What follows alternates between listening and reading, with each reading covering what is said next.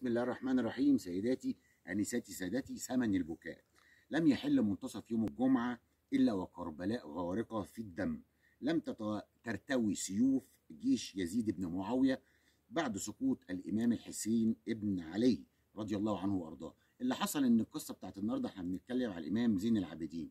الإمام زين العابدين حضر الموقعة دي لكنه كان مريض، فكان على طرف الوادي قاعد في خيمة، ما دخلش المعركة دي. لكن سيوف ابن يزيد بن معاوية حصدت الكل، وكان للأسف الشديد نقدر نقول كانوا مستنيين اللي قلبه ميت حتى يفصل الرأس الشريف عن الجسد الشريف، وكان ذو الجوشن هو ده اللي قطع رأس الإمام الحسين، الله يرحمه ويحسن إليه ويلعن اللي عمل فيه كده.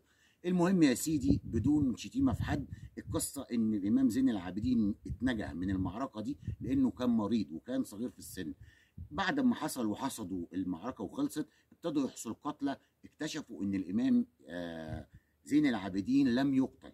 لما لقوه، كان سعد بن ابي وقاص اول واحد لقاه. لما جه يجهز عليه بالسيف بتاعه، اكتشف ان هو مريض، وكان مريض بالحمى. ومن شيمة العرب فيها الشهامة دي، انه ما يقدرش يقتل طفل او يقتل ست او راجل مريض.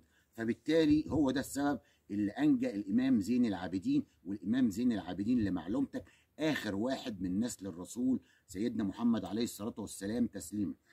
إيه يا سيدي، القصه كالاتي بقى: ان جيش يزيد لما عرف ان الامام زين العابدين لم يقتل، عمل مكافاه 300 دينار للي يلاقي الامام زين العابدين. وفعلا الراجل اللي لقى الامام زين العابدين اللي كان مع سعد بن ابي وقاص في الاول خده وقعد يقول له سيدي يا ابن سيدي.